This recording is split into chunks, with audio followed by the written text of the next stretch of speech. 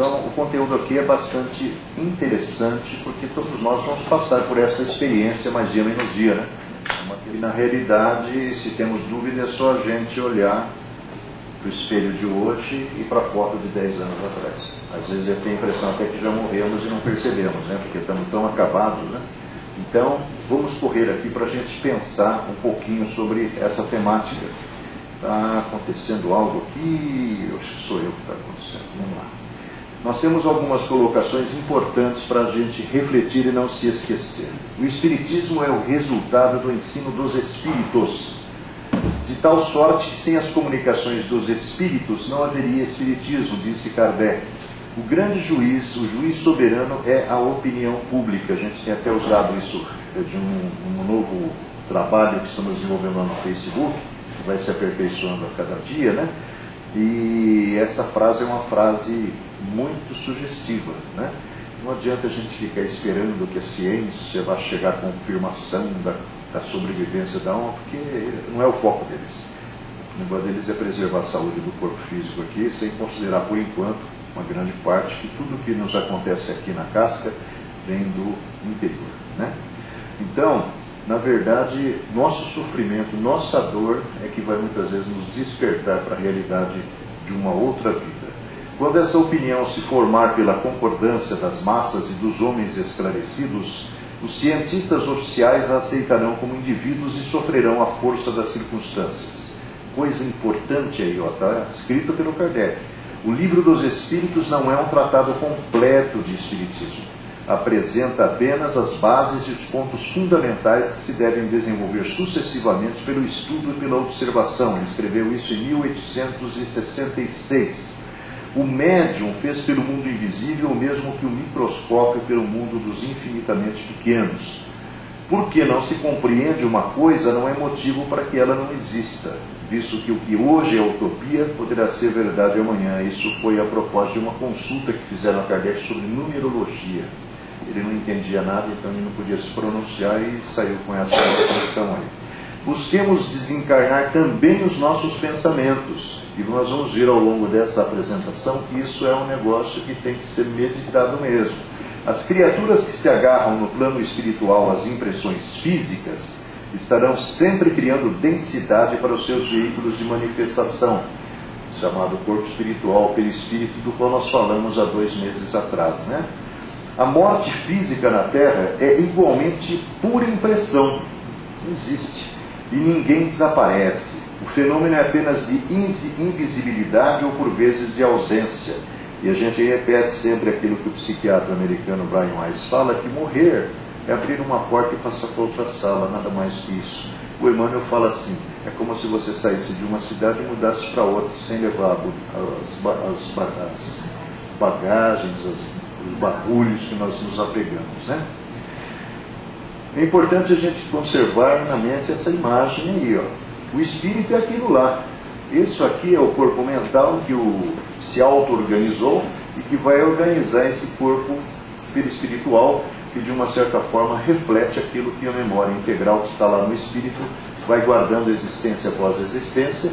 Então, determinadas disfunções que vão ser de uma certa forma reproduzidas aqui, também o serão aqui, como predisposições ditas mórbidas, que o corpo usa a receita da genética de papai e mamãe, mas na verdade está ajustando isso a um conteúdo do espírito que vem para, de uma certa forma, trabalhar seu aperfeiçoamento. Vamos ver a primeira questão.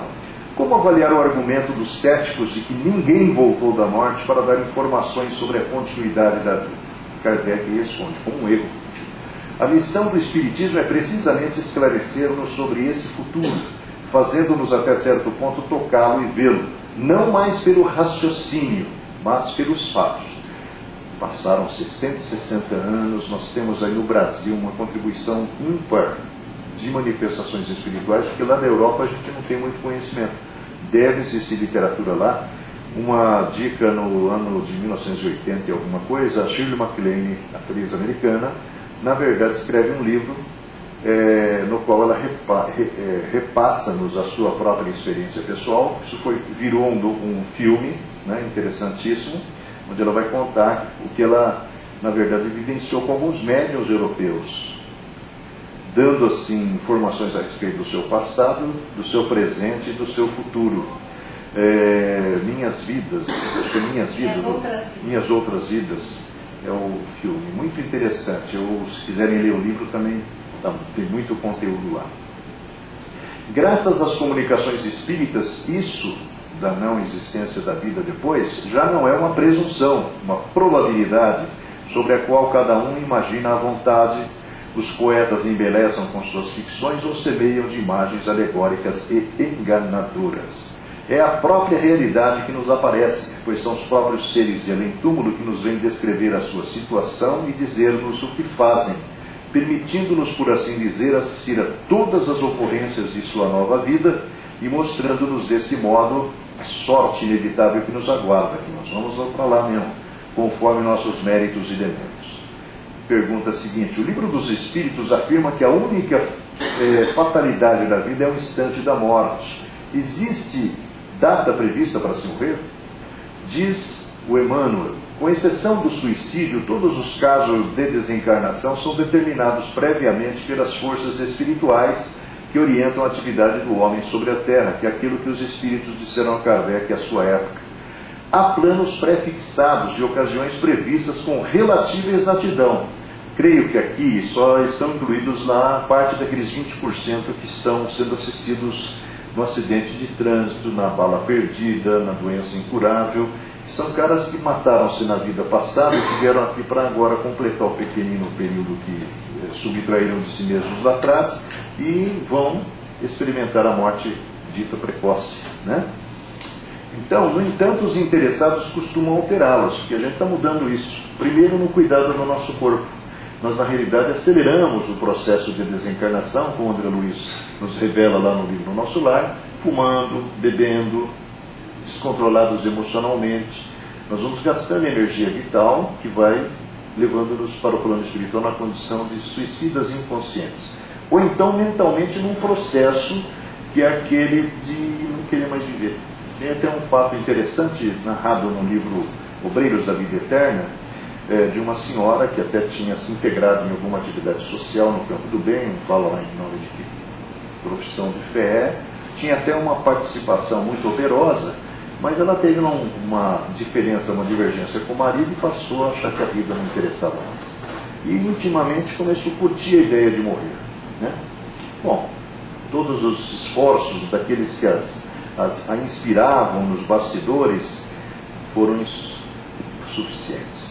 Até que ela teve um problema lá no fígado, e na realidade do problema do fígado teve uma gripezinha que complicou e levou ela a desencarnar. Interessante é que tudo isso surgiu, essa informação, porque o André Luiz e o companheiro dele no livro Obreiros da Vida Eterna perguntam lá para o Jerônimo: mas ela não teve uma assistência espiritual na retirada do corpo espiritual do corpo físico depois da morte? Falou: não tínhamos nenhuma instrução sobre isso, porque ela precipitou a morte dela, não morreu na hora certa.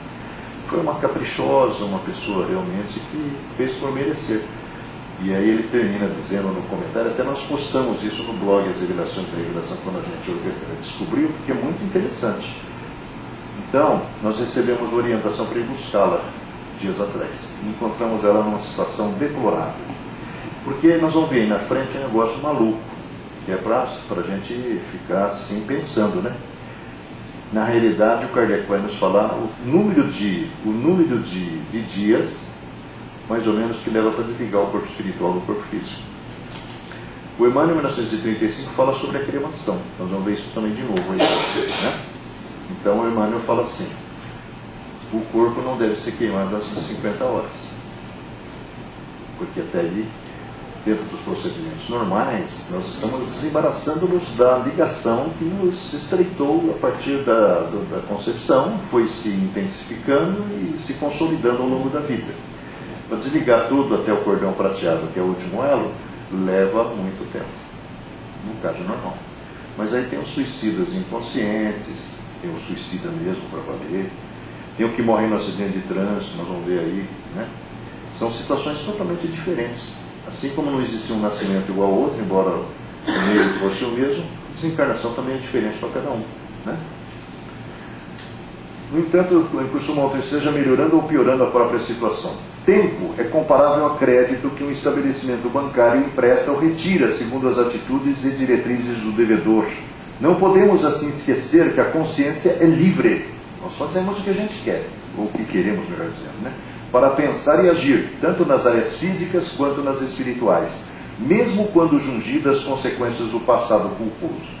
Qualquer dia é dia de criar destino. Eu posso mudar meu infortúnio, que vai ser tão impactante, atenuando os seus efeitos através da maneira como estou conduzindo a minha vida. Ou reconstituir o destino. Se eu sei que eu estou nessa daqui porque mereço, porque preciso, eu posso mudar isso aí através da minha mudança de pensamento. De vez que todos somos consciências responsáveis. Há existências que perdem pela extensão, ganhando, porém, pela intensidade. A visão imperfeita dos homens encarnados reclama o exame acurado dos efeitos, mas a visão divina jamais despreza minuciosas investigações sobre as causas. Questão número 3. O que se passa com os espíritos encarnados cujos corpos ficam meses e até anos em estado vegetativo, como o coma, por exemplo? Emmanuel explica, seu estado será de acordo com a sua situação mental. Há casos em que o espírito permanece como aprisionado ao corpo, dele não se afastando até que permita receber auxílio dos benfeitores espirituais. São pessoas, em geral, muito apegadas à vida material e que não se conformam com a situação. Em outros casos, os espíritos, apesar de manterem uma ligação com o corpo físico por intermédio do perispírito, dispõem de uma relativa liberdade. Em muitas ocasiões, pessoas saídas do coma, como aqueles das experiências de quase morte lá do Raymond Moody Jr., ou da doutora Elizabeth Kubler-Ross, descrevem as paisagens e os contatos com seres que os precederam na passagem para a vida espiritual.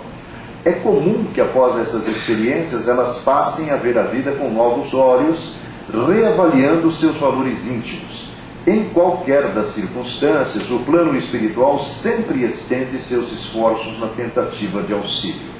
Daí a importância da prece, do equilíbrio, da palavra amiga e fraterna, da transmissão da paz, das conversações edificantes para que haja maiores condições ao trabalho do bem que se direciona nessas horas, tanto ao enfermo como aos encarnados, os familiares e médicos.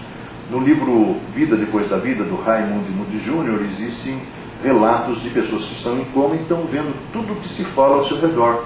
Os familiares, os médicos, quando eles retornam à vida, eles descrevem exatamente o corpo, muitas vezes espiritual, pairando sobre o corpo físico, às vezes assistindo a cirurgia que levou eles ao coma, entre outros fatos muito interessantes. Vida Depois da Vida, do Raymond Moody Jr. Nos flagelos tipo terremotos, inundações, todos os que morrem estavam marcados para morrer. Olha que resposta interessante do Espírito da Verdade, que é o próprio Jesus. Durante a vida, o homem tudo relaciona ao seu corpo. Entretanto, de maneira diversa, pensa depois da morte. A vida do corpo, bem pouca coisa é. Aqui a gente valoriza bastante às vezes, né? Um século no vosso mundo não passa de um relâmpago na eternidade. Muito pouco, né? Relâmpago você nem vê. Logo, nada são os sofrimentos de alguns dias ou de alguns meses de que tanto vos queixais. Representam um ensino que se vos dá e que vos servirá no futuro. Os espíritos que preexistem e sobrevivem a tudo formam o mundo real. De lá nós viemos, para lá nós vamos voltar inevitavelmente. Os corpos são meros disfarces com que eles aparecem no mundo. Por ocasião das grandes calamidades que dizimam os homens, o espetáculo é semelhante ao de um exército cujos soldados, durante a guerra, ficassem com seus uniformes estragados, rotos ou perdidos.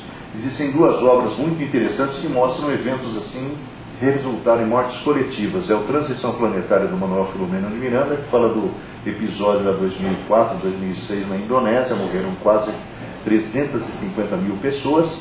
E tem um livro agora muito interessante que vai falar sobre o terremoto do Haiti, que chama Desencarnações Coletivas, que é assinado pelo espírito Jerônimo Mendonça, que vai dizer que esses nossos irmãos que morreram lá, acho que próximo a 250 mil, na verdade eram soldados nazistas.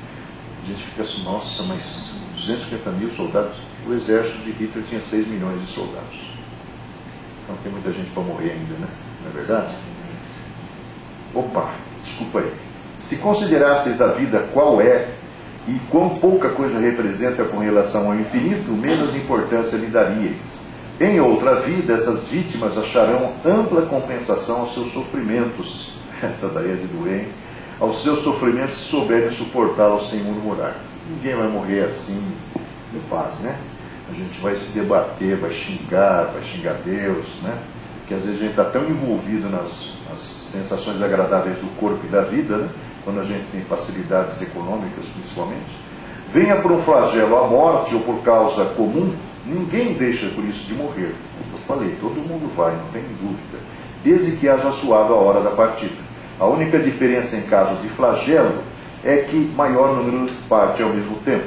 Se pelo pensamento pudéssemos elevar-nos de maneira a dominar a humanidade e abrangê-la em seu conjunto, esses tão terríveis flagelos não nos pareceriam mais que passageiras tempestades no destino do mundo. Nós temos algumas conexões muito interessantes. A primeira delas diz que quando você vai morrer, você vai entrar num torpor, do qual nós vamos falar daqui a pouco, e você vai, dependendo do nível de consciência, passar de forma que você lembra depois por uma chamada visão retrospectiva. Os ocultistas já falavam, as experiências da Elizabeth Kubler-Ross, do Raimundo Mundione, que não tem nada a ver com o espiritismo, demonstram que quem morreu e voltou a viver passou por isso. Se você está em iminência de um acidente muito grande, como eu tenho algumas pessoas conhecidas, e você vê a morte na sua frente, você passa por isso. É como se destravasse alguma coisa. O meu pai passou por isso. Então, todo mundo vai passar, meu irmão. Então, eu peguei, acho que 3 casos aí interessantes. Primeiro deles, Ivan Sérgio Ataíde, acidente de aviação, tinha 20 anos. Olha o que ele fala no meio da mensagem que escreveu pelo Chico. Tive a ideia de rever toda a minha existência, como num sonho que estivéssemos vivendo acordado, até que as minhas lembranças se condensaram na rememoração do acidente que me transtornava a cabeça. O Luiz Antônio Biasio, 29 anos, AVC, esse cara era residente de medicina em Ribeirão Preto, psiquiatra, teve um AVC, acordou morto, né? É uma coisa interessante, e ele vai contar. Rememorei meus estudos de medicina durante esse período que estava morrendo. Revisei os meus doentes e os meus apuros na psiquiatria para definir as emoções. E em seguida, querida mãezinha, as recordações da infância e do lar destilaram diante da minha visão íntima e de tudo me lembrei. O problema do torpor. Esse caso e esse caso estão descritos no livro também O Céu e o Inferno. No Céu e o Inferno acho que são 2 ou 3 casos, porque nem todo mundo lembra na primeira comunicação. Mas se fizer uma retrospectiva depois, quando os ânimos se acenarem, vai lembrar que passou. O torpor, também Kardec fala nisso no capítulo A Passagem. A hora que você vai morrer, isso aí tem uma espécie de desmaio. Renato José Sorrentino, 22 anos, ele foi vítima de um assalto aqui na Universidade Universitária, saindo da faculdade. Um cabra lá pediu carona na moto dele e, na verdade, ele não teve como dizer não. Quando saiu da cidade universitária, o cara pediu para parar para ele descer, desceu, apontou a arma. O cara estava muito drogado, no fim acaba atirando no Renato e o Renato morre. 22 anos. Ele fala, no entanto, meu cérebro como que se apagara. Nada mais vi nem ouvi, porque ele está no meio do calor daquela confusão que se estabeleceu, né? Até, claro, o cara até subiu na moto era muito poderosa, e o cara estava com a cabeça totalmente doida, e pouco depois ele capotou com a moto lá, e o povo cercou e prendeu. E é muito bonita a mensagem que ele vai até pedir para a mãe, para o pai assistir o cara, porque o cara não tinha tido as mesmas oportunidades que ele teve, porque ele devia ser um moço bem esclarecido. Ele já tinha 22 anos, trabalhava na Bolsa de Valores de São Paulo, estudava música, usava a moto para se deslocar com rapidez, fazia faculdade, trabalhava, né? Então ele diz assim, o cérebro se apagou. Nada mais vi nem ouvi, porque um torpor que nunca imaginei pudesse ser assim tão forte se me apoderou da mente e do corpo. Alguns falam que é uma espécie de um anestésico vigorosíssimo, né? A Marilene Rezende Ferreira, 23 anos, atingida por um tiro de revólver, namorado frustrado, foi numa feira agropecuária lá em Uberlândia, sábado de manhã, 9 horas da manhã, o cara estava meio doidão também, porque a moça tinha desmarchado o namoro com ele, e o cara pegou o revólver e deu um Um tiro na moça e depois um tiro na própria cabeça. É tão interessante a mensagem, porque a Marilene vai falar que na realidade ela estava fazendo um curso de enfermagem no plano espiritual para ajudar o cabrito aí. Não é uma coisa interessante? Porque os espíritos que vêm aqui só para cumprir aquele períodozinho que subtraíram de si mesmos, já são espíritos que estão num nível diferenciado, né? Quando você pede para passar por uma prova tão difícil, né?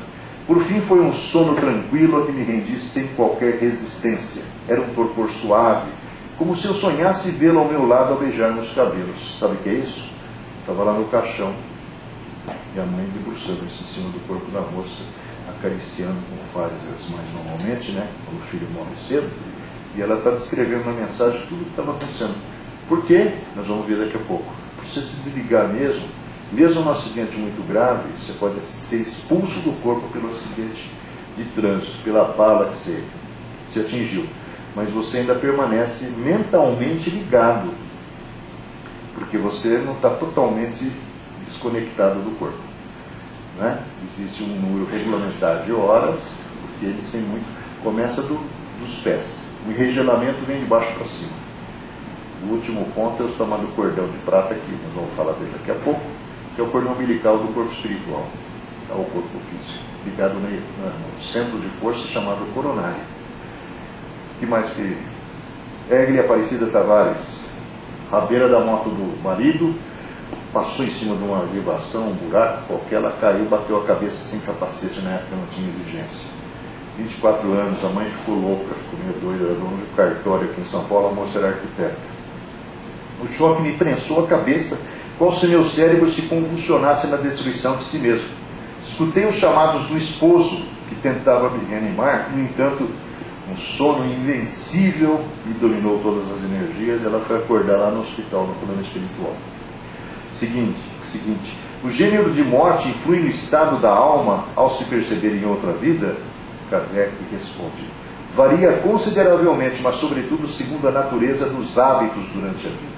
Na morte natural, o desprendimento se opera gradualmente, velhice, sem abalo, começando mesmo antes que a vida seja extinta. Na morte violenta por tortura, suicídio, acidente, os laços são partidos bruscamente.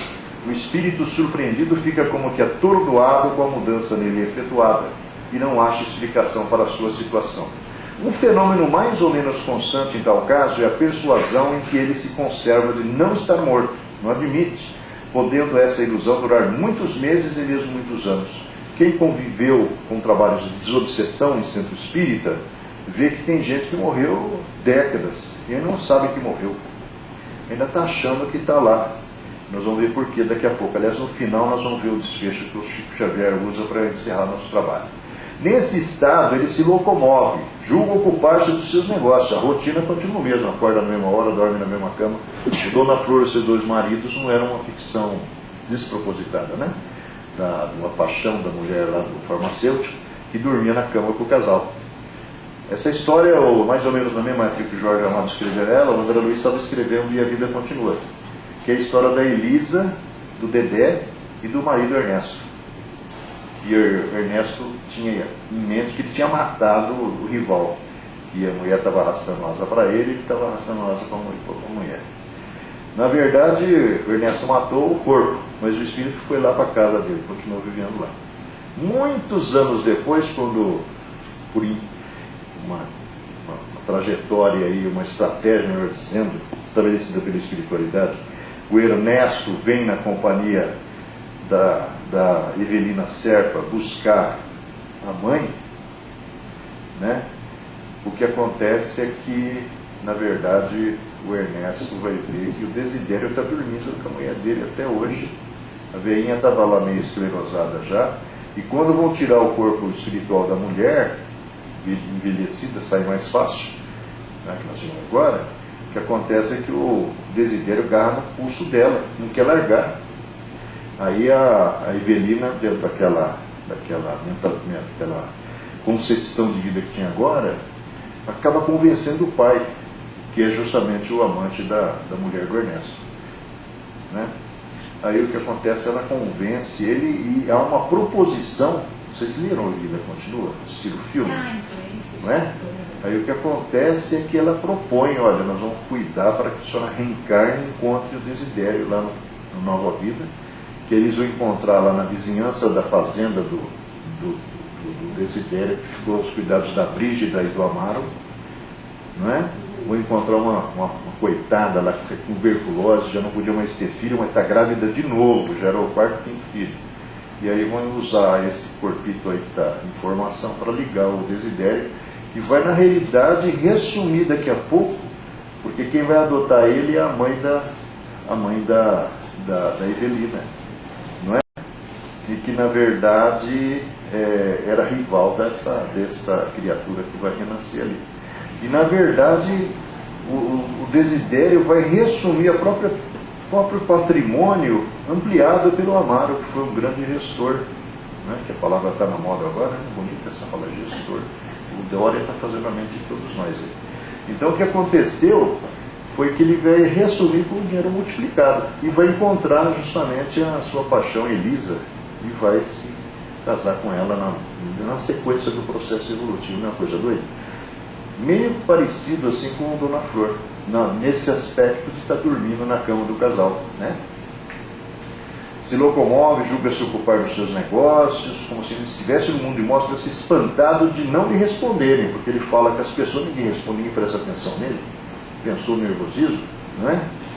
Essa ilusão também se nota fora dos casos de morte violenta, em muitos indivíduos cuja vida foi absorvida pelos gozos e interesses materiais. Para aquele que passa pela experiência, qual a primeira impressão quando você morre? Então, um ataque cardíaco, caiu aqui tudo a princípio é confuso. Eu não sou espírita, não conheço nada, estou perdido. De algum tempo precisa a alma para entrar no conhecimento de si mesma. Ela se acha como que aturdida, no estado de uma pessoa que despertou de um profundo sono, está dormindo profundamente, de repente alguém dá um grito, você acorda. Nem sabe onde você está às vezes, né? É mais ou menos assim que é acordar depois da morte. E procura orientar-se sobre a sua situação. A lucidez das ideias e da memória do passado lhe voltam à medida que se apaga a influência da matéria que ela acaba de abandonar e à medida que se dissipa a espécie de névoa que lhe obscurece os pensamentos. Muito variável é o tempo que dura a perturbação que se segue à morte. Pode ser de algumas horas, como também de muitos meses e até de muitos anos, como falamos agora há pouquinho sobre o trabalho de desobsessão. Aqueles que, desde quando ainda viviam na Terra, se identificaram com o estado futuro que os aguardava, são os que menos longa ela é, ou em quem menos longa ela é, porque esses compreendem imediatamente a posição em que se encontram. Aquela perturbação apresenta circunstâncias especiais de acordo com os caracteres dos indivíduos e principalmente com o gênero de morte. Na próxima conexão nós vamos ver um caso interessante. Como explicar essa reação? Nos casos de morte violenta, por suicídio, suplício, acidente, apoplexia lá, que é o AVC, ferimentos, etc., o espírito fica surpreso, espantado e não acredita estar morto. Obstinadamente sustenta que não o está. Vê seu próprio corpo, reconhece que seu corpo é esse mesmo, mas não compreende que se acha separado dele. Existe uma trilogia do médium André Luiz Ruiz. Primeiro é Esculpindo o Próprio Destino, que vai mostrar um político que morreu do coração, vai ser velado num grande plenário do Brasil aí, e na verdade ele tem essa mesma reação. Ele não está entendendo o que está acontecendo. Opa, de novo, desculpa aí. Acerca-se das pessoas a quem estima, fala-lhes e não percebe porque elas não ouvem. Ele está como se falado por um vidro assim da gente. Semelhante ilusão se prolonga até o completo despreendimento do corpo espiritual ou perispírito. Só então o espírito se reconhece como tal e compreende que não pertence mais ao número dos vivos. Esse fenômeno se explica facilmente. Surpreendido de improviso pela morte, o espírito fica atordoado com a brusca mudança que nele se operou, considera ainda a morte como sinônimo de destruição e de aniquilamento, que às vezes é um cara materialista. Ora, porque pensa, vê, ouve, tem a sensação de não estar morto. Mais lhe aumenta a ilusão o fato de se ver com um corpo semelhante na forma ao precedente, mas cuja natureza etérea ainda não teve tempo de estudar. julga-o sólido e compacto como o primeiro, e quando se lhe chama a atenção para esse ponto, admira-se de não poder apalpá-lo. Nos casos de morte coletiva, tem sido observado que todos os que perecem ao mesmo tempo nem sempre tornam a ver-se logo. No Chico Xavier tem nas cartas alguns exemplos de acidente de aviação de grande porte, 140 pessoas, 95 pessoas, né? E a gente vê que alguns têm essa impressão. Presas da perturbação que se segue à morte, cada um vai para o seu lado, ou só se preocupa com os que lhe interessam. Memória e consciência, evidentemente, são instrumentos da mente que não se dissociam do espírito quando da morte do corpo físico. É possível saber-se como funcionam na passagem entre as diferentes dimensões, a física e a espiritual? Todos possuímos, além dos desejos imediatistas comuns, a gente pode fazer essa autoanálise, em qualquer fase da vida, um desejo central, um tema básico dos interesses mais íntimos. Além dos pensamentos comuns, que nos aprisionam a experiência rotineira, emitimos com mais frequência os pensamentos que nascem do desejo central, que nos caracteriza, pensamentos esses que passam a constituir o reflexo dominante da nossa personalidade nessa outra dimensão, nessa outra realidade, né? Desse modo é fácil conhecer a natureza de qualquer pessoa, em qualquer plano, através das ocupações e posições em que prefira viver. Assim é que crueldade é o reflexo do criminoso, cobiça do usurário, maledicência do caluniador, escárnio, ironia, reflexo dos ironistas, e a irritação é o reflexo do desequilibrado, tanto quanto a elevação moral é o reflexo do santo. Com esse objetivo, basta apenas diligência para situar no convívio da criatura ruim entidades outras, é assim que nascem os processos obsessivos, que se lhes adaptem ao modo de sentir e ser, quando não possam os perseguidores desencarnados, à falta de tempo, criar as telas que desejam com vistas aos fins visados por intermédio da determinação hipnótica, muitas vezes através do período do sono físico, onde você está muito vulnerável, né?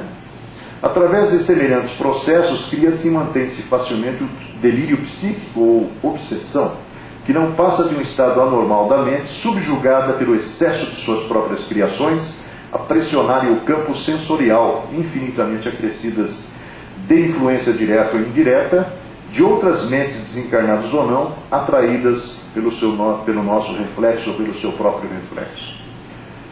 Cada um é tentado exteriormente pela tentação que alimenta em si próprio, ou seja, a tentação não está fora de nós, está dentro de nós. Nós apenas nos conectamos com imagens, palavras e outros tipos de conduta. No Código Penal da Vida Futura, apresentado no livro Céu e Inferno, Allan Kardec coloca o remorso como uma reação natural no despertar do ser no mundo espiritual. Tal informação procede, diz a espiritualidade. O sentimento de culpa é sempre um colapso da consciência, e através dele sombrias forças se insinuam. O remorso é um monstro invisível que alimenta as labaredas da culpa, está no livro Entre a Terra e o Céu.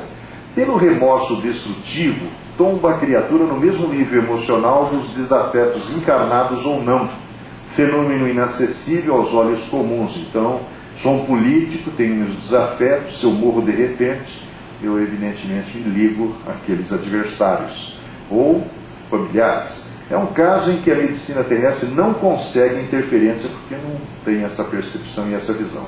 Perdemos o carro físico, mas prosseguimos atados ao pelourinho invisível das nossas culpas, e a culpa é sempre uma nesga de sombra eclipsando-nos a visão.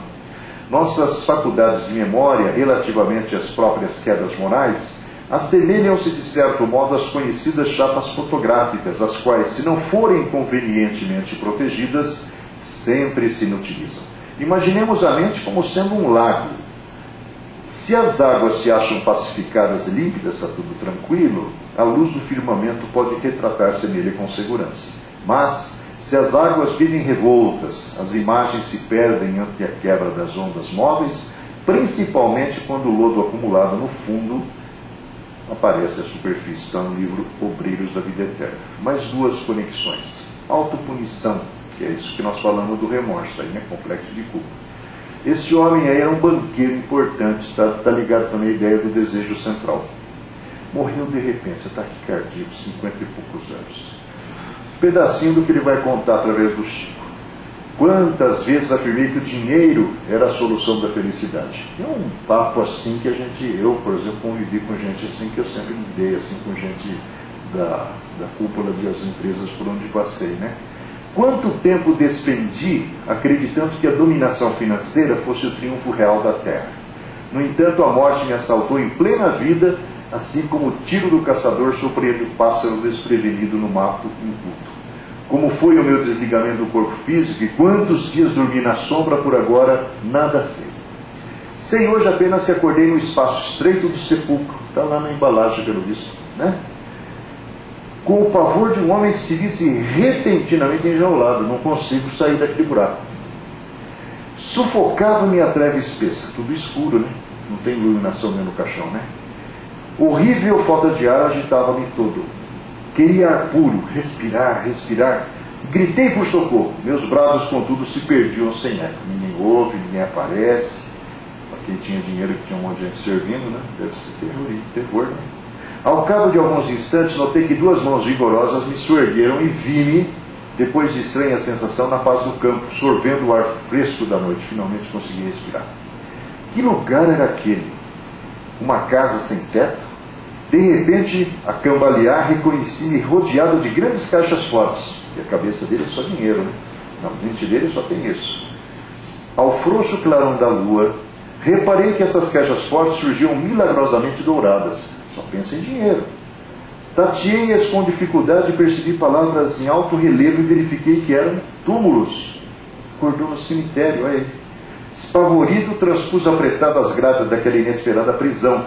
Vi-me ser louco na via pública. Devia ser noite alta. Na rua, quase ninguém. Está no livro Instruções Psicofônicas, é interessantíssimo o resto dessa descrição. Porque tudo que vai ver pela frente, da sede que vai ter lá daí a algum tempo, tudo vira ouro. Porque a cabeça dele está aquilo aí, desejo central. E o remorso, né? Um caso de autopunição. Aliás, 3 casos. Antigo sertanejo que impunha serviço sacrificial aos seus empregados de campo, mais por ambição de lucro fácil na exploração intensiva da terra que por amor ao trabalho, deixou recheados cofres aos filhos e netos. Eu conheci alguns caras assim. Os empregados iam agradecer a ele porque ele fazia o favor de dar emprego para as pessoas. A mentalidade era essa. E o pior que era espírito, pelo menos se dizia, aí, né? Transferido pela morte física à esfera imediata e ouvindo grande número de vozes que o acusavam, porque o cara pensava que todo mundo estava lá, nossa, obrigado, chefe, obrigado. Mas no fundo eu estava por dentro cheio de amor para dar, né? Tornou-se de tão grande arrependimento e de tão viva compulsão que plasmou ele mesmo uma enxada gigantesca, está falando um cara lá do campo, agrilhoando as próprias mãos, com a qual atravessou longos anos de serviço em comunhão com espíritos primitivos da natureza, que é um dado interessante, unindo-se e aprendendo o preço do abuso da autoridade.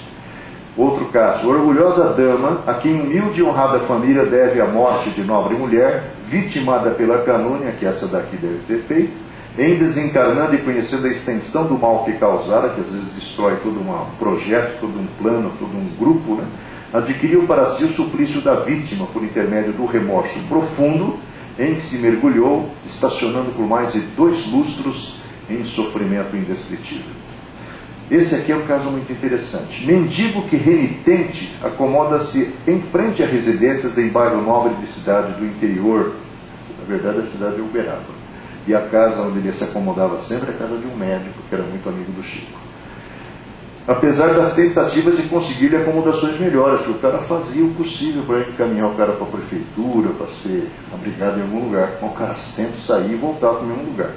O motivo era grande complexo de culpa, segundo os espíritos contaram a Chico, construído em existência anterior em que, como cruel fazendeiro ali da região, expulsara impiedosamente muitas famílias de suas terras, deixando-as ao relento sem rumo.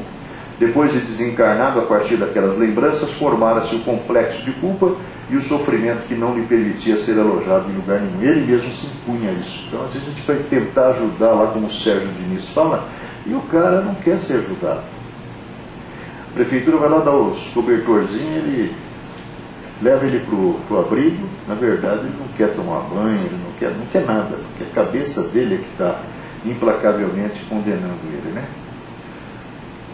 A ligação entre o corpo espiritual, o perispírito e o corpo físico, iniciada na concepção e que evoluiu para toda a gestação, por toda a gestação, no processo de desligamento requer tempo equivalente. Os laços que unem o corpo e a alma não são subitamente rompidos pela morte. O estado de perturbação que observamos dura todo o tempo em que se opera o desprendimento. O espírito não recobra a inteira liberdade das suas faculdades, nem a consciência clara de si mesmo, senão quando esse desprendimento é completo. A experiência prova ainda que a duração desse desprendimento varia segundo os indivíduos, não existe um caso igual ao outro. E aí o Kardec fala um negócio que os espíritas não viram ainda, mas se ver vai ficar todo mundo com medo, né? Olha lá. Em alguns casos se opera em 3 ou 4 dias. Quando é que a gente é enterrado? Em 48 horas, né? Então, provavelmente, se você não estiver dormindo lá, meu filho... E como é que você faz para ficar em paz? Para não ver isso? Se você não tem méritos para ser resgatado imediatamente, né? Enquanto em outros somente se completa ao cabo de vários meses. O caso do suicida. Suicida não suicida que foi vítima de um processo insidioso de obsessão.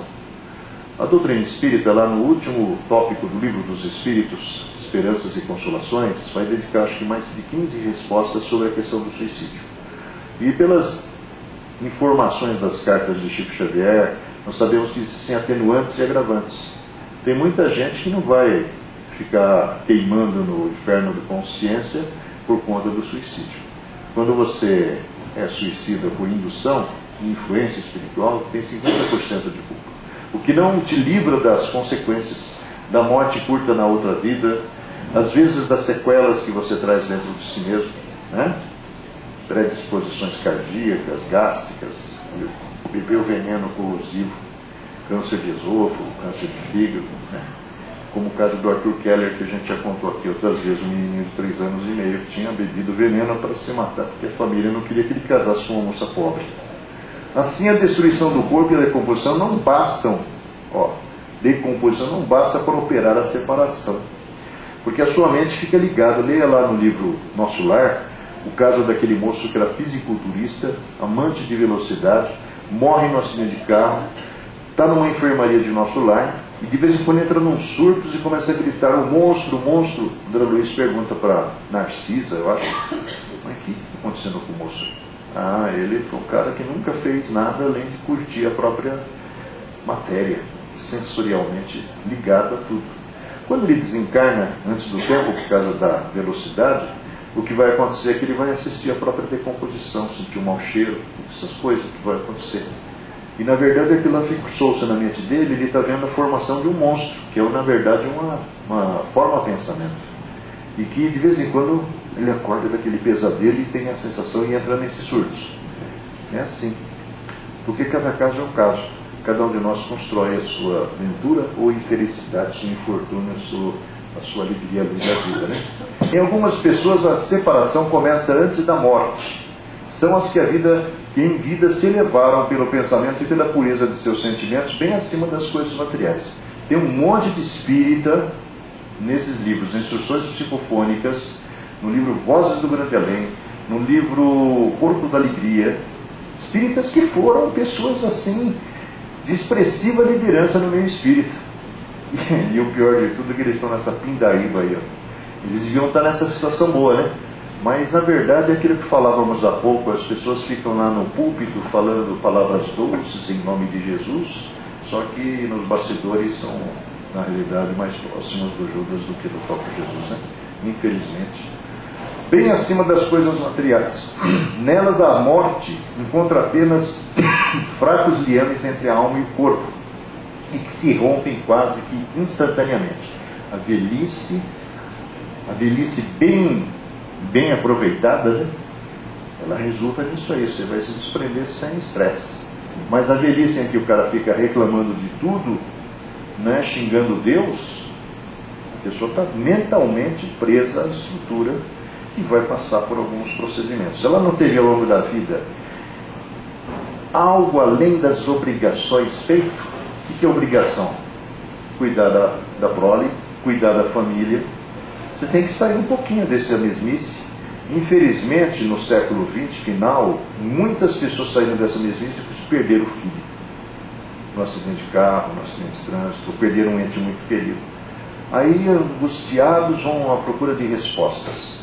E acabam encontrando, às vezes, numa mensagem mediúnica, o alento de que ele não morreu, que está esperando lá na porta de saída. Mas que não faça você a besteira de se matar para chegar perto, que aí você vai para o outro andar, geralmente no subsolo, né? Mentalmente falando, né? Bom, quanto mais o homem viveu materialmente, buscando o prazer sensorial, quanto mais seus pensamentos forem absorvidos nos prazeres e preocupações da personalidade, eu sou o tal, eu sou o bom, tanto mais tenazes são esses laços. Eu sou o bom e engano todo mundo. Todo mundo pensa que eu sou o Chico de Assis, eu, na verdade, sou o antítese dele, né? Ao público pareço bonzinho, mas na verdade, se eu tiver chance, eu mordo. Parece que a matéria sutil se identifica com a matéria compacta, e que entre elas haja coesão molecular, daí porque não se separam, senão lenta e dificilmente. Então a lei é igual para todos, não tem favorecimentos. Como a mulher lá que queria morrer, e que chegou no plano espiritual como suicida, porque ela provocou, ela ficou tão amargurada com a infantilidade da discussão com o marido, a vida não tem mais sentido, eu estou cansada. E foi, até que o corpo teve a resistência quebrada, e a simples problema lá de fígado virou associada com uma gripe no fator indutor da morte. Só que não tinha ordem para ir buscar a mulher. Aí fica entregue lá assim mesmo, né? Nas experiências naturais. Não é verdade? Nos primeiros instantes que se seguem à morte, quando ainda existe a união entre o corpo e o perispírito, conserva este muito melhor a impressão da forma corpórea, esse perispírito, né? Do qual reflete, por assim dizer, todos os matizes e mesmo todos os acidentes. Eis porque um supliciado dizia poucos dias após a sua execução, na época do Kardec: se pudesseis ver-me, ver-me-íeis com a cabeça separada do corpo, que ele foi decapitado.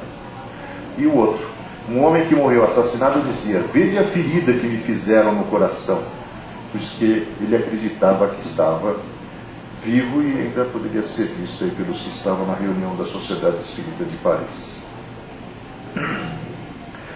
Naturalmente, cada pessoa reage à sua maneira às experiências que enfrenta. Essa realidade vale no que se refere à morte ou a um padrão comum. Ao entrar em sua nova vida, o espírito necessita de algum tempo para se reconhecer, visto que tudo lhe é estranho e desconhecido. Principalmente se não tem nenhuma informação, por isso que o Chico falou: olha, não importa a religião, eu preciso ter alguma referência além. Você vai lá na CVC, vai viajar lá para, sei lá, para Paraíba, tem que saber se o clima está bom, que roupa você vai levar, que comida você vai comer, que restaurante você vai usar, que hotel que você vai instalar. Não é verdade? Você vai morrer, não tenha dúvidas. Então o que te espera além? A doutrina espírita tem uma quantidade enorme de informações. Se você é uma pessoa que otimizou o tempo no campo do bem, fazendo algo além das suas obrigações, sendo menos tirano em casa, mais irmão do seu filho, da sua esposa, do seu marido, certamente você tem créditos espirituais, porque você cumpriu o programa que você veio desenvolver aqui. Você não nasceu aqui de graça, você não é o resultado de uma relação sexual qualquer. Você veio dentro de um programa, porque há milhares de relações sexuais, só algumas resultam em concepção, não é verdade? Essa que resulta em concepção invariavelmente atende a um programa pré-estabelecido. A partir de determinado nível evolutivo não é mais automática a coisa, você está dentro de planos inseridos nele, e esse plano tem que ser de uma certa forma executado por você. Sem dúvida haverão de perguntar: como pode ser assim, já que ele teve outras existências corporais?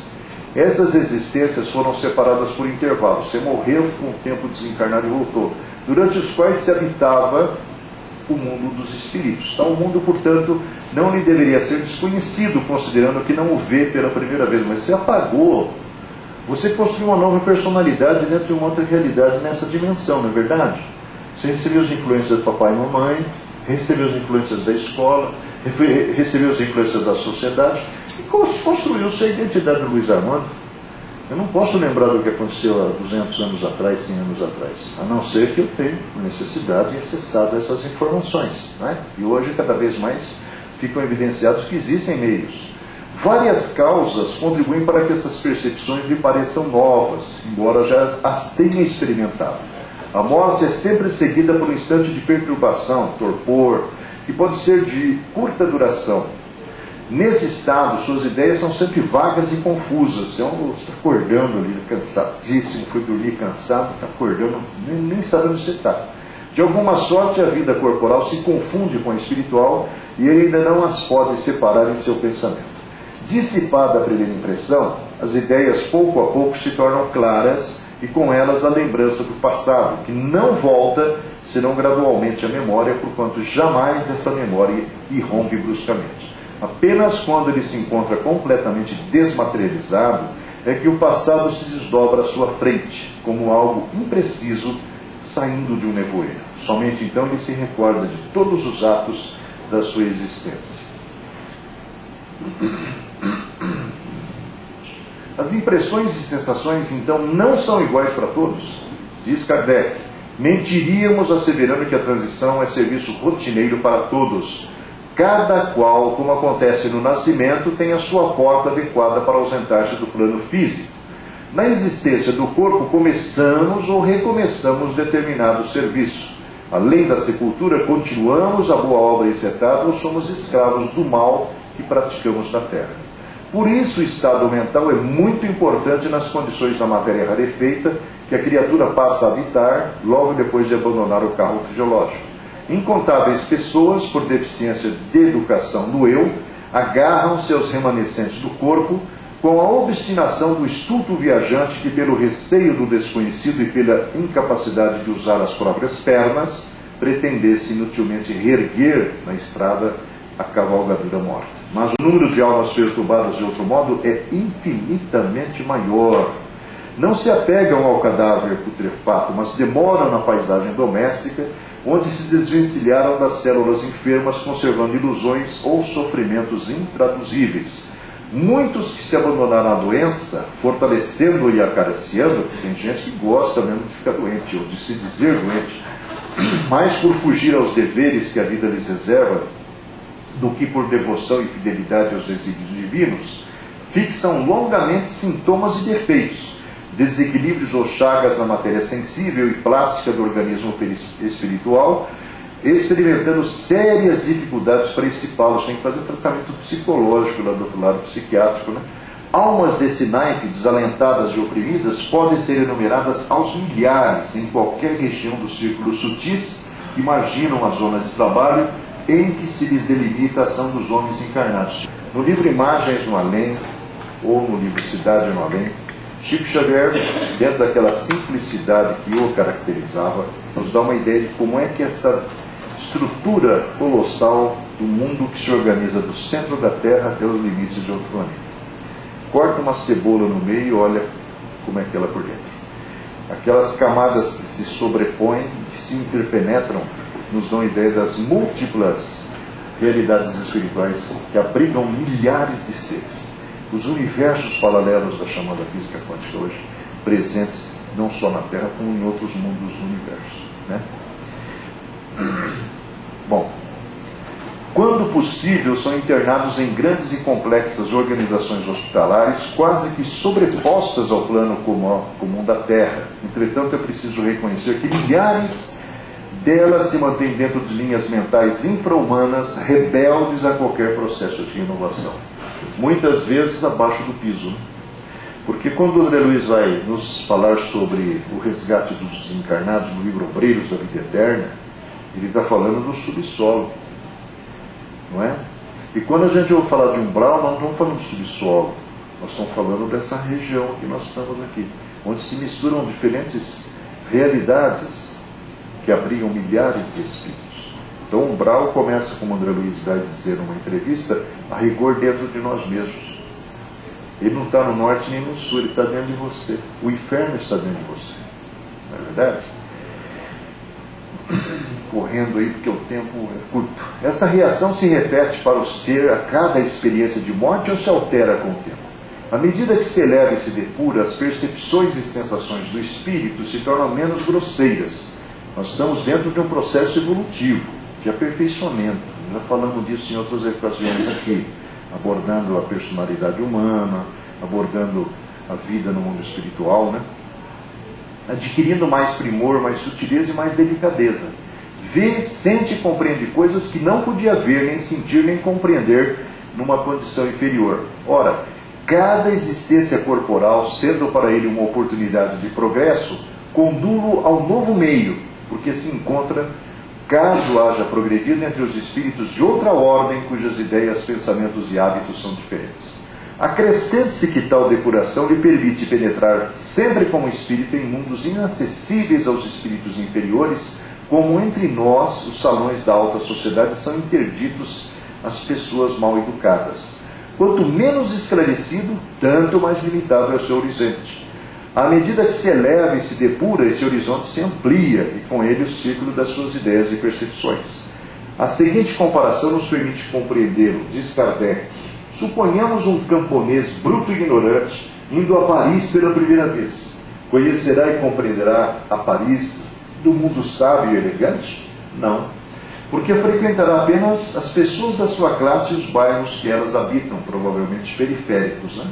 Mas se no intervalo de uma segunda viagem esse camponês se desenvolveu, havendo adquirido instrução em boas maneiras, outros serão seus hábitos e suas relações. Verá então um mundo novo para ele, que em nada se assemelhará a Paris de outrora. O mesmo acontece com os espíritos. Nem todos, porém, experimentam esse mesmo grau de incerteza. À medida que progridem, suas ideias se desenvolvem e a memória se aperfeiçoa. Familiarizam-se antecipadamente com a sua nova situação. Seu retorno entre os espíritos nada mais tem que o surpreenda. Encontram-se em seu meio normal e, passando o primeiro momento de perturbação, reconhecem-se quase que inteiramente. Todas as desencarnações de pessoas dignas contam com o amparo de grupos socorristas? Nem todas, que é o que nós falamos há pouco. Todos os fenômenos de decesso contam com o amparo da caridade afeta as organizações de assistência indiscriminada. O que não quer dizer que quem está morrendo esteja vendo os caras ali, né? No entanto, a missão especialista não pode ser concedida a quem não se distinguir no esforço perseverante do bem. Logo após a morte, o homem que se desprende do invólucro material pode sentir a companhia dos entes amados que o precederam no além-túmulo, e aqui nós vemos que o Kardec disse lá.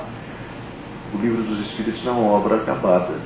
Vai ser ampliado, aprofundado, provavelmente reformulado. E nós vemos que lá no Obreiros da Vida Eterna, o Pedro Luiz aprende isso aí, ó. Se a existência de quem morre foi valorizada espiritualmente, a transição do plano terrestre para a esfera espiritual será sempre suave. Nessas condições, poderá encontrar imediatamente aqueles que foram, que são 160, garante que isso aconteceria naturalmente, mas parece que não é bem assim.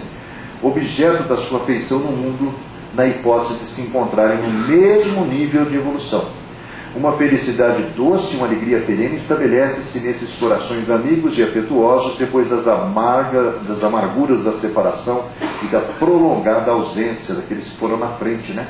Entretanto, aqueles que se desprendem da terra, saturados de obsessões, muito apegados à matéria, apegados à família, apegados aos bens, pelas posses efêmeras do mundo e tocados pela sombra das revoltas incompreensíveis, não aceitando o inevitável, não encontram tão depressa os entes queridos que os antecederam na sepultura. Suas percepções restritas à atmosfera escura dos seus pensamentos e seus valores negativos impossibilitam-lhes as doces venturas do reencontro.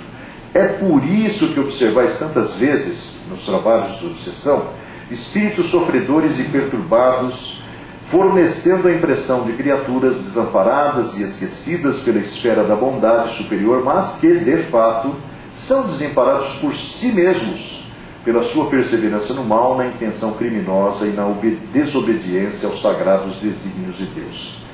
Duas conexões, essas aí falando daquilo que está dito ali. A Laura Maria Machado Pinto morreu com 33 anos num acidente de carro, o carro explodiu, pegou fogo, morreu as duas filhinhas, morreu a pessoa que a estava recebendo na região de Ribeirão Preto e a filha dessa pessoa que é um fazendeiro lá da região. Ela conta um negócio interessante. Uma mensagem que escreveria ao Chico, ou pelo Chico para o marido, tempos depois. Uma senhora de semblante simpático se abeirou de mim.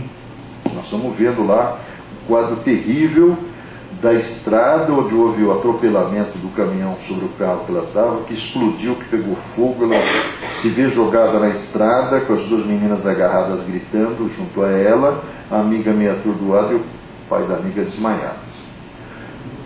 Mas ela vê ambulâncias. É noite, 8h30 da noite.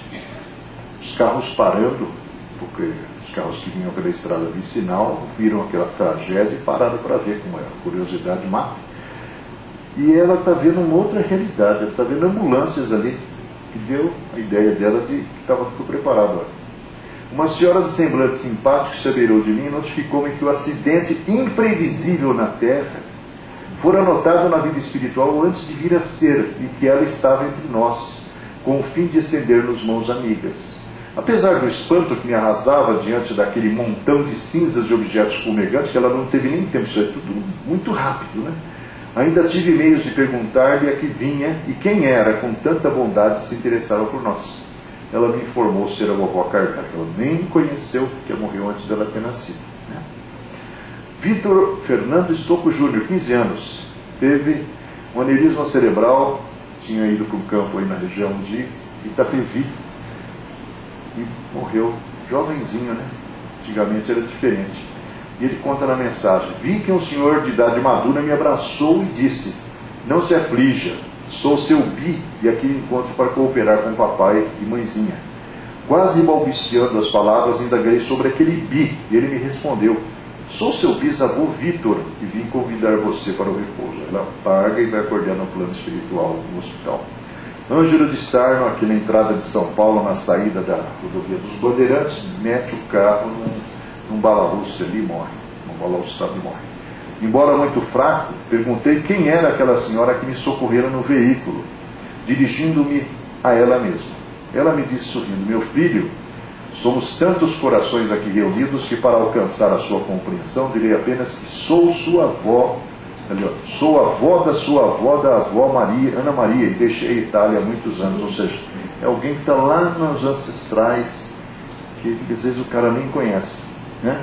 É uma possibilidade interessante. A autopunição, vamos ver a diferença. Esses aqui morreram dentro de planos que vinham apenas completar o tempo perdido lá. Me matei aos 22, tinha vivido até os 40, morri na diferença, 18 anos, né? Agora esse aqui não, esse aqui, coitado, esse aí mergulhou no alcoolismo.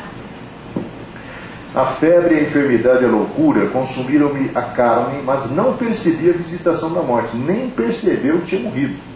Continua a rotina, como nós vimos lá atrás, tudo é igual. Continua bebendo no mesmo barco, no mesmo carro, né? Mas não sabe ainda que, na verdade, está tudo diferente. Porque foi atraído de roldão para a turba de delinquentes a que antes me afeiçoara. Os pinguços que viviam com ele, como espíritos, estavam esperando lá para juntar a turminha, né? E continuar infernizando a vida dos outros aqui. A taverna era o meu mundo, com a demência irresponsável do meu modo de ser. Continua no meu boteco. Ai de mim, contudo. Chegou o instante em que não mais pude engodar minha sede. Começou a sentir um outro tipo de sede, né? A insatisfação arrasava-me por dentro, sem que meus lábios conseguissem tocar de leve numa gota do líquido tentador, cachaça. Deplorando a inexplicável inibição que me agradava os padecimentos, afastei-me dos companheiros para ocultar a desdita de que me via objeto. Mas aí, começaram então para mim as miragens expiatórias. Devolvido à flagelação, via-me sob chuva renovadora, mas tentando sorver o jorro, que tentando matar a sede, nele reconhecia o pranto do meu pai, cujas palavras derradeiras me impunham desalento e vergonha. Filho meu, por que me arruinaste assim? Arrojava-me ao chão, mergulhando meu ser na corrente poluída que o temporal engrossara sempre, na esperança de aliviar a sede terrível, mas na própria lama do enxurro encontrava somente as lágrimas da minha esposa de mistura com recriminações dolorosas, fustigando-me a consciência. Por que me atiraste ao lodo e por que me mataste, bandido? De novo regressava ao deserto que me acolhia, para logo após me entregar a visão das fontes cristalinas. Enlouquecido de sede, colava a boca ao manancial, que se convertia em taça de fel candente, da qual transbordavam as lágrimas do meu filho, a bradar-me em desespero: meu pai, que fizeste de mim? Em toda parte não surpreendia senão lágrimas. É verdade que muitos dos que morrem em nossa dimensão refugiam-se nas próprias casas em que viviam? Volumosa percentagem dos milhares de pessoas que desencarnam hora a hora no planeta permanece por vezes muitos anos consecutivos ao lado de parentes da consanguinidade, porque é na experiência do lar que deixamos maior número de obrigações não cumpridas. No microcosmo da família, em muitas ocasiões, temos representantes significativos de nossos adversários no pretérito. Almas vigorosas na incompreensão, na dureza, na ingratidão e na hostilidade passiva, aí se encontram ombreando conosco na lide cotidiana. Incontáveis individualidades discordes podem estar sob compromissos conjugais com os títulos de pais ou mães, filhos ou irmãos. Se soubéssemos, enquanto na existência precária da vida densa, da matéria densa, o valor da rendição generosa e edificante com auxílio espontâneo de nossa parte aos inimigos do passado, certo aproveitaríamos todas as oportunidades para exercer o entendimento fraterno que o Mestre nos recomendou, mas geralmente a gente quer fazer prevalecer o nosso ponto de vista, não é verdade? É no seio da organização doméstica que somos tentados à disputa mais longa, ao ciúme mais entranhado, à rebeldia mais impermeável e às aversões mais fundas. Em razão disso, depois da morte, percebendo a importância da nossa harmonização em pensamento com certas criaturas do nosso séquito familiar, voluntariamente consagramos a retificar atitudes errôneas, auxiliando aqueles por quem nutríamos aversão, declarada para que não arremessem sobre nós os raios da malquerença destrutiva, porque nós somos como que atingidos por essas mentalizações,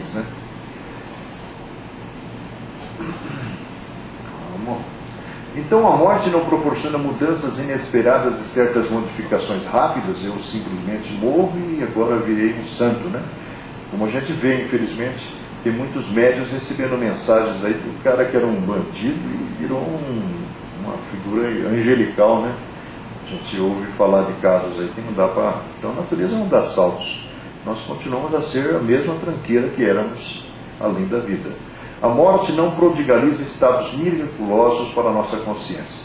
Desencarnar é mudar de plano, diz Emmanuel, como alguém se transferisse de uma cidade para outra, aqui no mundo, sem que o fato nos altere as enfermidades, virtudes, com a simples modificação dos aspectos exteriores. Importa observar a ampliação desses aspectos, comparando-se o plano terrestre com a esfera de ação dos desencarnados.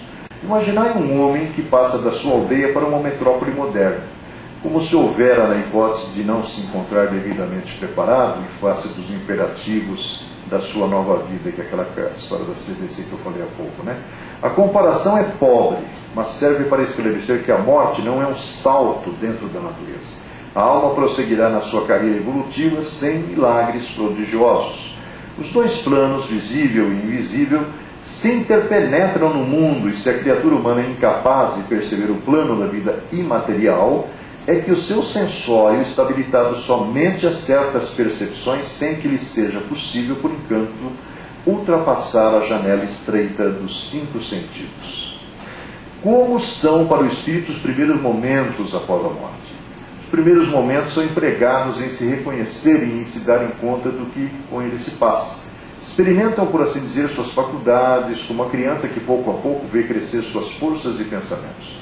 Falamos dos espíritos comuns, porque os outros, como já dissemos de alguma maneira, estão previamente identificados com o estado espiritual que nenhuma surpresa lhes causa, a não ser a alegria de se encontrarem livres dos entraves e dos sofrimentos corporais. Entre os espíritos inferiores, muitos sentem saudades da vida terrena, porque sua situação como espírito é 100 vezes pior. Eis porque buscam uma distração na visão do que outrora constituíam seus prazeres, embora até mesmo essa visão lhes seja um suplício, já que sentem desejos, mas não os podem satisfazer. A necessidade de progredir é geral entre os espíritos, é isso que os impele ao trabalho para o seu melhoramento, porque compreendem que é este o preço da sua felicidade. Nem todos, porém, experimentam tal necessidade no mesmo grau, sobretudo no início. Alguns chegam mesmo a comprazer-se numa espécie de ociosidade, mas que não dura muito tempo. Logo a atividade se torna para eles uma necessidade imperiosa, a qual, aliás, são impelidos por outros espíritos que lhes estimulam o sentimento do bem. Vem a seguir o que se pode chamar de escória do mundo espiritual, constituída de todos os espíritos impuros cuja única preocupação é o mal. Sofrem e desejariam que todos sofressem como eles. A inveja lhes torna odiosa toda a superioridade, o ódio é a sua essência. Não podendo dominar ou assenhorear-se dos espíritos, apoderam-se dos homens, atacando os que lhes parecem mais fracos. Excitar as más paixões, insuflar a discórdia, separar os amigos, provocar rixas, alimentar o orgulhoso dos ambiciosos, para em seguida se darem ao prazer de abatê-los, espalhando o erro e a mentira, numa palavra desviar do bem, tais são seus pensamentos dominantes. Mas por que Deus permite que assim seja? Deus não tem que nos prestar contas. Kardec, acho que era meio radical, meio bravo, né? Dizem-nos os espíritos superiores que os maus são provações para os bons, e que não há virtude onde não há vitória a conquistar. Ademais, se esses espíritos malfazejos se reúnem na terra, é porque nela encontram eco e simpatia. Consolemo-nos imaginando que acima desta abjeção que nos cerca, há seres puros e benevolentes que nos amam, sustentam-nos, encorajam-nos e nos estendem os braços para nos levarem até eles, conduzindo-nos a mundos melhores onde o mal não encontra acesso, caso saibamos fazer aquilo que é preciso para o merecer. As regiões de restrição e confinamento como umbral não é destino generalizado após a morte, que dá a impressão que todo mundo vai para o umbral, né? Resposta. Muitos permanecem em profundo desânimo nos recintos domésticos, como já foi dito, em que transitaram por alguns anos consecutivos, detendo-se nos hábitos arraigados da casa, inalando substâncias vivas no ambiente que lhes é familiar, sem coragem de ir adiante. André Luiz fala na Evolução em Dois Mundos. Tem duas coisas só que mudam no corpo espiritual em relação ao corpo físico que se abandona: aparelho aparelho digestivo e aparelho reprodutor. Você não vai precisar de reproduzir no plano espiritual. Ele vai entender isso. E o aparelho digestivo, porque aqui mesmo, segundo Alexandre fala com André no livro Missionários da Luz, 70% do que nutre o nosso corpo é oxigênio que você respira e 30% é suplemento alimentar. Invariavelmente a gente respira 30% e come 70%, não é verdade? Então, essa visão precisaria ser irradiada. Você não precisa de comer tanto para ficar deformado que nem eu fiquei. Não é verdade? É só respirar mais. Tem gente que fica dias sem comer, mas não morre. Às vezes com água se sustenta, não é verdade? Então o corpo não precisa de tudo isso que você come, mais por descompensação emocional, né? Quando mostram sinais de transformação benéfica, são de imediato aceitos em instituições educacionais, nas adjacências da Terra, patenteando melhoria nas manifestações exteriores à medida que se renovam por dentro, no que condiga a sentimento, atitude, boa vontade, no aprender os ensinos recebidos nas tarefas de autoaperfeiçoamento. Custam a modificar conceitos e opiniões, mantendo-se como que paralíticas do entendimento, de vez que estancando as energias da imaginação nos quadros terrenos, dos quais, entretanto, já se desligaram, são verdadeiros dementes para a vida espiritual, como seriam loucos para o mundo os homens que reencarnassem com a memória integralmente presa aos acontecimentos, às pessoas e coisas do pretérito. Tais espíritos perambulam, por isso que a gente esquece o passado, né? Tais espíritos perambulam entre as criaturas encarnadas, quais se fossem sonâmbulos, vivendo pesadelos e sonhos como sendo realidades absolutas, porquanto a onda mental que lhes verte das preocupações se expressa em movimento de recuo, em busca do passado a que se mantam, no qual focalizam a consciência. Nessa retrospecção, assemelha-se a alma a um proprietário de importante prédio de muitos andares que preferisse viver lá no subsolo, na intimidade de fósseis estranhos e horripilantes do subsolo, repentina e temporariamente convertidos em legião imensa de fantasmas que o poder da evocação traz novamente à vida. Presa das próprias criações mentais monstruosas e perturbadoras, enreda-se às vezes por muito tempo no cipoal dos seus pensamentos selvagens ou indisciplinados, atravessando aflições indizíveis, qual o homem que, em sono profundo, suando e chorando sob padecimentos inomináveis da mente, crê estar num largo círculo de tortura. Eutanásia, esse problema é sério, hein? Esse cara morreu de câncer no estado avançado. Aí a descrição do que o André Luiz está vendo. O clínico, todavia, não se demorou muito e, como o enfermo lutava desesperado em oposição ao auxílio dos espíritos que estavam tentando desligar ele por méritos e créditos adquiridos, não nos foi possível aplicar-lhe golpe extremo, porque o médico veio para dar injeção salina para o cara morrer logo, praticar a eutanásia. Sem qualquer conhecimento das dificuldades espirituais, o médico ministrou a chamada injeção compassiva ante o gesto de profunda desaprovação do meu orientador. Em poucos instantes o doente calou-se. Interessaram-se-lhe os membros, corrigido vagarosamente. Imobilizou-se a máscara facial. Fizeram-se vítreos os olhos móveis. Cavalcante, para o espectador comum, estava morto. Não para nós, entretanto. A personalidade desencarnante estava preso ao corpo inerte, em plena inconsciência e incapaz de qualquer reação. Sem perder a serenidade otimista, o orientador explicou: a carga fulminante da medicação de descanso, por atuar diretamente em todo o sistema nervoso, interessa os centros do organismo perispiritual, que está tudo acoplado. Cavalcante permanece agora colado a trilhões de células neutralizadas, dormentes, invadido ele mesmo de estranho torpor que o impossibilita de dar qualquer resposta ao nosso esforço. Provavelmente só poderemos libertá-lo depois de decorridas mais de 12 horas. Regressando Bonifácio, meu dirigente prestou-lhe informações exatas e confiou-lhe o pobre amigo, que foi imediatamente transportado a um necrotério. E conforme a primeira suposição de Jerônimo, somente nos foi possível a libertação do recém-desencarnado quando já haviam transcorrido 20 horas, após serviço muito laborioso para nós. Ainda assim, Cavalcante não se retirou em condições favoráveis e animadoras, apático, sonolento, desmemoriado, demonstrando necessitar maiores cuidados. São obreiros da vida eterna. Sobre o velório, que é uma prática ainda dominante aqui na nossa sociedade. Cada vez que os parentes se debruçam em pranto sobre os despojos, o espírito é chamado ao cadáver, com prejuízo para a restauração mais rápida. Lamentavelmente, porém, nossos irmãos encarnados não possuem a chave dos reais conhecimentos para organizar a ação adequada a esta hora. Em vista disso, insisto para que Dimas, que é o personagem que está sendo observado, durma, embora o sono, que poderia ser calmo e doce, seja povoado de pesadelos, que é quando a viúva, familiares ficam lá choramingando em cima da carcaça. As imagens contidas nas evocações das palestras, dos papos furados lá que estão jogando fora lá nos velórios, incidem sobre a mente do desencarnado, mantido em repouso depois de rápido mergulho na contemplação dos fatos alusivos à existência finda. Não somente as imagens, por vezes, nossos amigos presentes, fecundos nas conversações sem proveito, que é o que acontece, exumem com tamanho calor a lembrança de certos fatos que trazem até o local alguns dos protagonistas já desencarnados.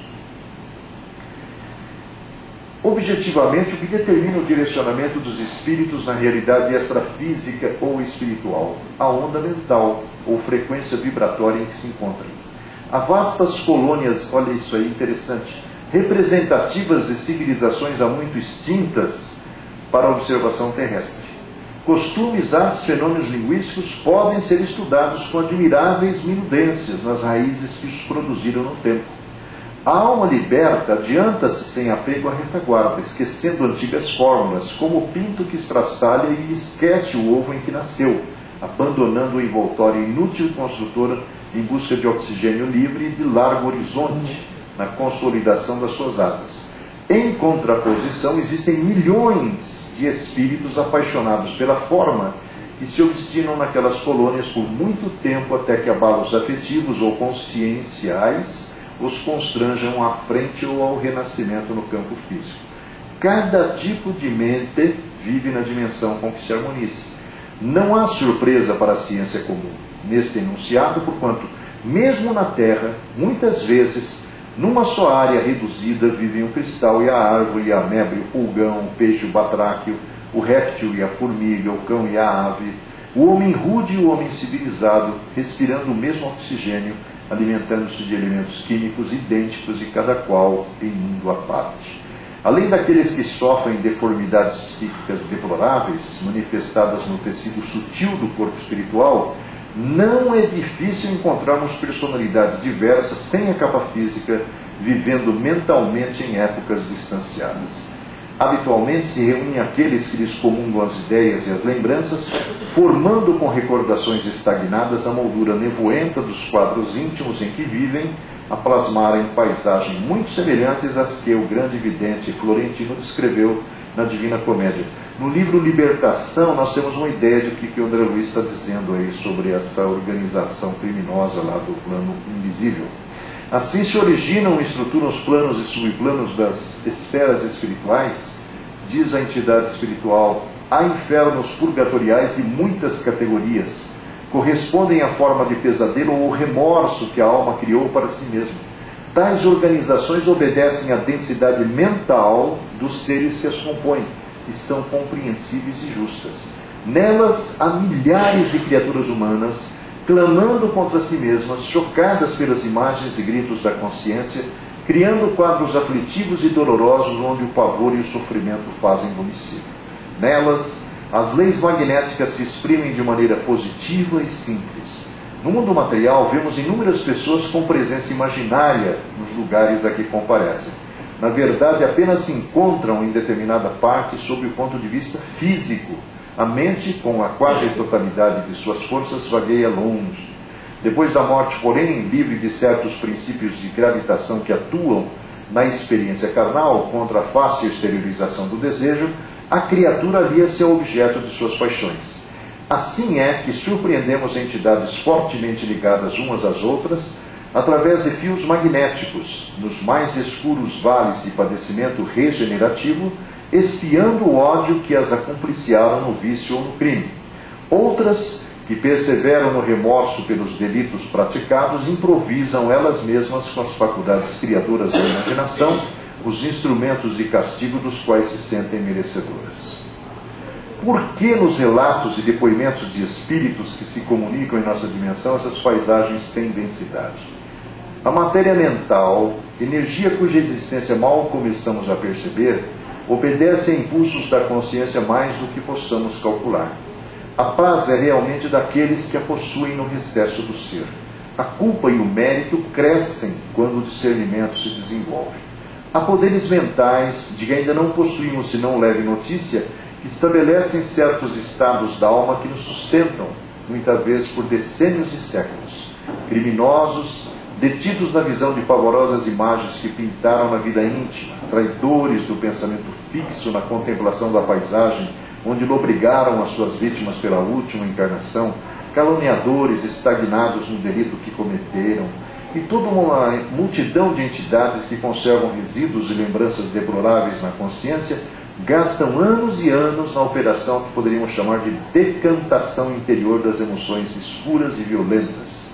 Grande parte de semelhantes remanescentes da luta humana estacionam nos próprios lares em que desencarnaram, presos às lágrimas, aos desvarios ou aos pensamentos de amargura e revolta, de tristeza ou indisciplina daqueles que lhes partilharam as experiências e nutrem-se como vampiros naturais no organismo doméstico.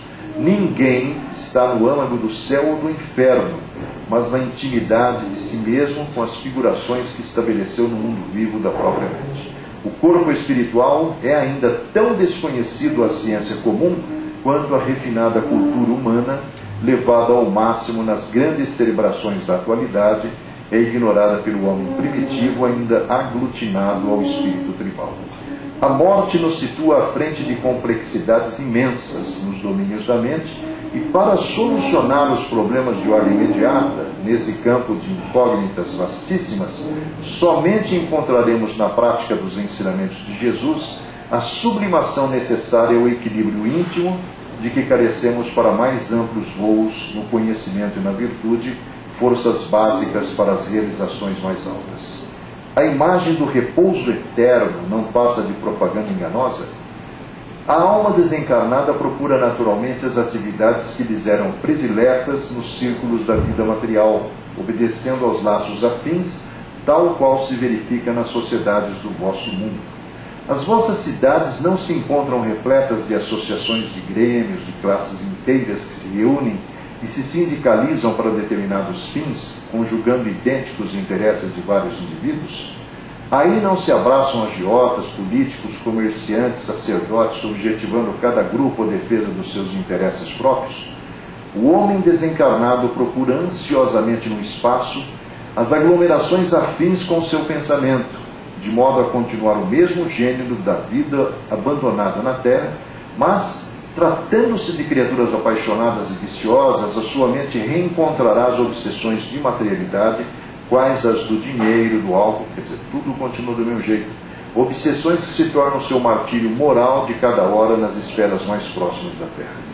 Daí a necessidade de encararmos todas as atividades no mundo como uma tarefa de preparação para a vida espiritual, sendo indispensável à nossa felicidade, além do sepulcro, que tenhamos um coração sempre puro. É possível que os espíritas venham a sofrer perturbações depois da morte? A morte não apresenta perturbações à consciência reta e ao coração amante da verdade e do amor dos que viveram na Terra, tão somente para o cultivo da prática do bem, nas suas variadas formas e dentro das mais diversas crenças. Que o espírita cristão não considere o seu título de aprendiz de Jesus como um simples rótulo ponderando a exortação evangélica. Muito se pedirá de quem muito recebeu, preparando-se nos conhecimentos e nas obras do bem, dentro das experiências do mundo para a sua vida futura, quando a noite do túmulo houver descerrado aos seus olhos espirituais a visão da verdade em marcha para as realizações da vida mortal. Conexões importantes. Sobe, segundo informações publicadas essa semana, o número de casos de suicídio, de jovens principalmente. Aí alguns casos desse moço de 26 anos, na realidade acaba dando cabo da vida com um tiro em si mesmo. Diz ele num trecho da mensagem que escreveria através do Chico: a esposa não acreditou que eu fosse capaz do gesto desesperado, mas sem esperar que ela viesse impedir-me os movimentos, levei a arma à altura da cabeça e acionei o gatilho. Ela gritou e eu, a esgotar-me na perda de forças, lembrei-me de repente dos seus sacrifícios de mãe por nós. Entretanto, não tive tempo de recusar do mal que fizera a mim mesmo.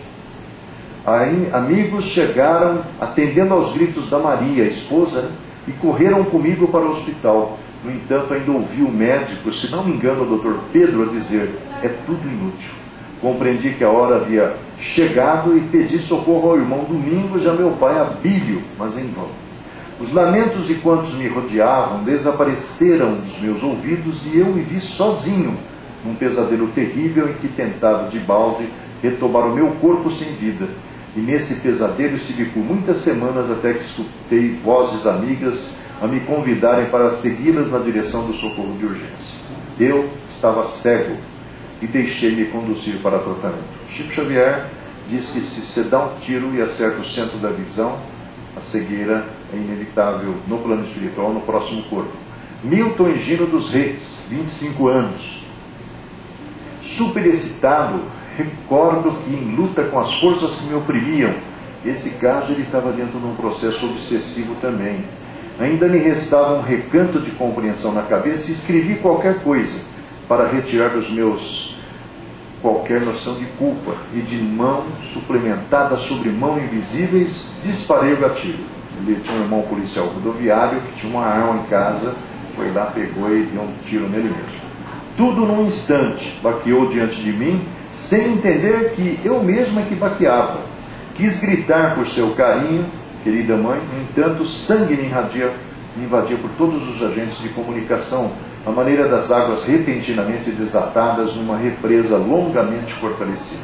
Alguns minutos estive eu mesmo a sós comigo, vendo e ouvindo o que se passava. Não sei bem se foi a Ipe, que é a irmã, que se aproximou primeiramente de mim. Estavam vendo que o cara está vendo tudo que está acontecendo, mas ouvi as suas palavras, mamãe, quando as suas mãos estenderam para as minhas. Nunca me senti tão fraco e tão longe dos seus exemplos de fortaleza e entendimento da vida, como naqueles minutos inesquecíveis em que me reconhecia realmente iludido e covarde. Perdoe, mamãe, se me lembro dessa palavra covarde. Realmente me reconhecia covarde, sem desculpa, sem justificação. Uma ânsia terrível de voltar no tempo se apoderou de mim. Queria novamente falar com a senhora e com meu pai, desabafar o coração, despreocupar-me da arma e conversar sobre o que me levava às perturbações que me via possuído. Entretanto, era muito tarde. Notei que braços fortes me transportavam para fora. Ouvi vozes que me pareceram do tio Arnaldo, do Nelson, do Carlinhos. A dor se aliava com a aflição em meu cérebro e não conseguia ver mais nada desde que me observei colocado quase inerte num carro. Os movimentos do alto com que me sacudiam e perdi a noção de mim mesmo. O Décio Márcio Carvalho, 25 anos. Esse moço, ele era alcoólatra. E aos 25 anos teve um filho e entrou num processo de perturbação, induzido certamente por espíritos obsessores, e também deu um tiro nele mesmo. Custa-me a confessar-lhes que sou cego. Até hoje não sei que forças entraram em meu espírito impelindo-me ao suicídio. Por que foi tudo assim ainda não sei, mas parecia que um inferno de fogo se me implantou na cabeça. Mãezinha, quando a vi chegando à porta de nossa casa, temia suas repreensões chamando-me à realidade. E antes que pudéssemos entrar num diálogo pacífico, acionei o gatilho contra a minha cabeça. Sei que caí num lago de sangue, enquanto seu amor em aflição fazia preces por mim, encomendando-me a Deus. Escutava que seus lábios me diziam, mas não compreendia as minudências do que se passava. Em breve tempo os homens do rabecão entraram a socorrer-me por imposição, porque me sabiam desencarnado, e até hoje a sua dor de mãe se me insinuou no coração a maneira de um tormento de que não conseguia me desvencilhar. Vladimir Ranieri, 25 anos. Ideias lamentáveis pareciam marimbondos em meu cérebro, sugerindo-me que pusesse termo à existência de rapaz errante em busca de um emprego que não aparecia. Deixei-me invadir por aqueles pensamentos amargos quando me falaram do almoço. Antes que me retirasse do trabalho, alvejei o meu próprio coração com um tiro certo. Lembro-me de que o papai correu para mim estirado no piso e, na suposição de que me faria viver, fez uma respiração boca a boca, recebendo o meu próprio sangue que lhe atingiu a garganta. Arrependi-me de tanto mal praticado contra mim, no entanto, era tarde. Aquele gesto de meu pai me mostrava quanto amor dispunha eu no coração do meu pai e de minha mãe, porque foi em vão que desejei levantar os braços para se, num menino, de novo naquele colo paternal de homem bom que não vacilara em livrar-me de qualquer sufocação, trazendo-me para a boca que me beijara tantas vezes em criança o sangue do filho crescido que se fizera ingrato perante aqueles que mais me queriam na terra. Sei que entrei num pesadelo em que via o meu próprio coração, o meu próprio sangue a rolar do peito, como se aquele filete rubro não tivesse recursos para terminar. Despertei num hospital onde me encontro até agora em tratamento. Vamos então à próxima questão. Quais as primeiras impressões dos que desencarnam por suicídio? A primeira decepção que os aguarda é a realidade da vida que se não extingue com as transições da morte do corpo físico, vida essa agravada por tormentos pavorosos em virtude de sua decisão tocada de suprema rebeldia. Suicidas há que continuam experimentando os padecimentos físicos da última hora terrestre em seu corpo somático indefinidamente. Como nós vimos nos 4 casos mostrados no quadro anterior. Anos a fio sentem as impressões terríveis do tóxico que lhes aniquilou as energias, a perfuração do cérebro pelo corpo estranho partido da arma usada no gesto supremo, o peso das rodas pesadas sob as quais se atiraram na ânsia de desertar da vida, a passagem das águas silenciosas e tristes sobre os seus despojos, onde procuraram o esquecimento criminoso de suas tarefas no mundo, e comumente a pior emoção do suicida é de acompanhar, minuto a minuto, o processo de decomposição do corpo abandonado no seio da terra verminado e apodrecido.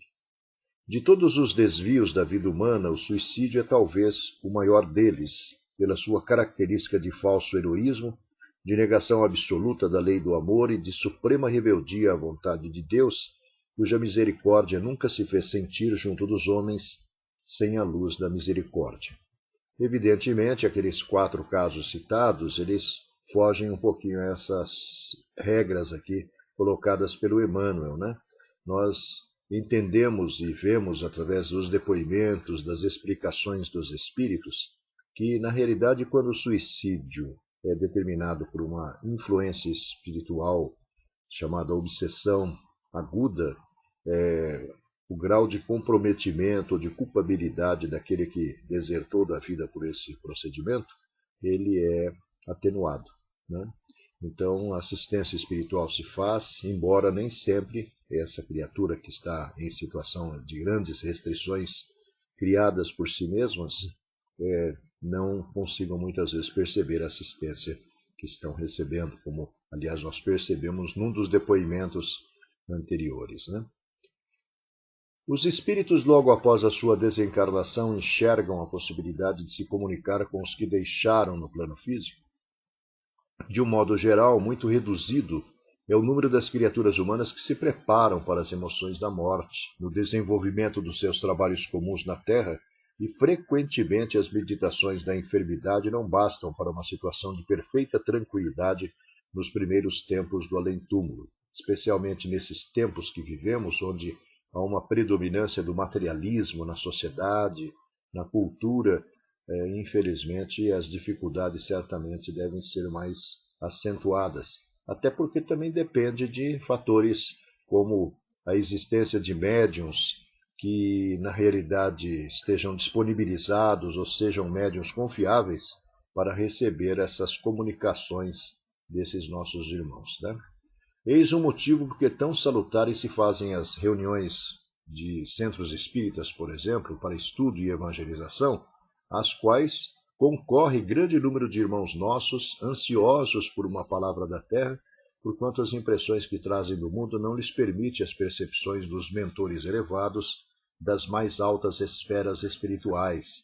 Existem depoimentos interessantes, como de um rapaz cuja história ou cuja mensagem está no livro Assuntos da Vida e da Morte do Gêem, onde ele conta que acompanhava o avô nas reuniões que se realizavam em centro espírita aqui da nossa dimensão para receber informações. No livro Os Mensageiros, do André Luiz, também existem relatos que nos dão conta de que muitos familiares que permanecem às vezes mesmo desencarnados presos ao ambiente da casa de onde saíram, do ambiente de onde saíram, eles acabam sendo levados pelos benfeitores espirituais que muitas vezes acompanham a evolução daquele grupo familiar a reuniões mediúnicas ou reuniões espíritas a que esses familiares normalmente comparecem. Se uma criatura desencarna deixando inimigos na Terra, é possível que continue perseguindo o seu desafeto dentro da situação de invisibilidade? Isso é possível e quase geral no capítulo das relações terrestres, porque se o amor é o laço que reúne as almas nas alegrias da liberdade, o ódio e a algema dos forçados, que os prende reciprocamente no cárcere da desventura. Se alguém partiu odiando e se no mundo o desafeto faz questão de cultivar os germes da antipatia e das lembranças cruéis, é mais que natural que, no plano invisível, perseverem os elementos da aversão e da vindita implacáveis em obediência às leis de reciprocidade, desprendendo-se daí a necessidade do perdão com inteiro esquecimento do mal, a fim de que a fraternidade pura se manifeste através da oração e da vigilância, convertendo o ódio em amor e piedade com os exemplos mais santos no Evangelho de Jesus. Na comunicação, ou melhor, na conexão que vimos há pouco, o caso daquele nosso amigo alcoólatra, ele na realidade mal desencarnou, foi de uma certa forma aliciado por aqueles que compartilhavam com ele o vício para permanecer no mesmo ambiente onde eles cultivavam o hábito nocivo. No caso das perseguições dos inimigos espirituais, a ação deles se realiza sem o conhecimento dos nossos guias. As chamadas atuações do plano invisível de qualquer natureza não se verificam à revelia de Jesus e de seus prepostos. As perseguições de um inimigo invisível têm um limite e não afetam o seu objeto, senão na pauta da sua necessidade própria, porquanto, sob os olhos amoráveis dos nossos guias do plano superior, todos esses movimentos têm uma finalidade sagrada, como a de ensinar-nos a fortaleza moral, a tolerância, a paciência, a conformação nos mais sagrados imperativos da fraternidade e do bem, ou seja, é aprendizado, é amadurecimento espiritual, né? Problemas de espaço, ambientais, ecológicos, resgataram no Ocidente, a partir da Europa do século XX, a cremação comum no Oriente milenar. Pode o procedimento de algum modo impor sofrimento ao espírito? Diz o espírito Emmanuel que geralmente, nas primeiras horas após a morte física, ainda se sente o espírito ligado aos elementos cadavéricos. Laços fluídicos imperceptíveis ao nosso poder visual ainda se conservam unindo a alma liberta recentemente ao corpo exausto. Esses elos impedem a decomposição imediata da matéria. E por essa razão, na maioria dos casos, o espírito pode experimentar os sofrimentos horríveis oriundos da cremação, a qual nunca deverá ser levada a efeito antes do prazo de 50 horas após o desenlace. A cremação imediata, o chamado instante da morte, é, portanto, nociva e desumana. Às vezes, segundo a natureza das moléstias que precedem a desencarnação, existem ainda no cadáver inúmeros elementos de vida. Daí nasce a possibilidade de, usando de recursos vários e reagentes, a ciência fazer um morto voltar à vida. Vê-se, pois, que o espírito desencarnado, nas primeiras horas do além-túmulo, pode sentir dentro do quadro de suas impressões físicas todas as ações a que seu corpo abandonado seja submetido. Nós sabemos que a nossa legislação prevê um prazo de 72 horas e nem sempre, na realidade, acontece dentro desse prazo, né? Eles esperam muitas vezes acumular outras estruturas físicas de pessoas que morreram para que ligue-se o forno lá dos crematórios e consiga-se incinerar os restos mortais desses nossos irmãos que deixaram a nossa dimensão. Qual na outra vida o estado intelectual e moral da alma da criança morta em tenridade? Suas faculdades conservam-se na infância como durante a vida? Segundo Allan Kardec, o incompleto desenvolvimento dos órgãos da criança não dava ao espírito a liberdade de se manifestar completamente. Livre desse invólucro, suas faculdades são o que eram antes da sua encarnação. Evidentemente, cada caso é um caso, né? Existem registros onde criaturas que morreram na faixa da primeira infância foram levados por processos naturais ou artificiais a recuperarem a personalidade da vida anterior, até por conta do amadurecimento desse espírito. O espírito, não tendo feito mais que passar alguns instantes na vida, não sofre modificação nas faculdades.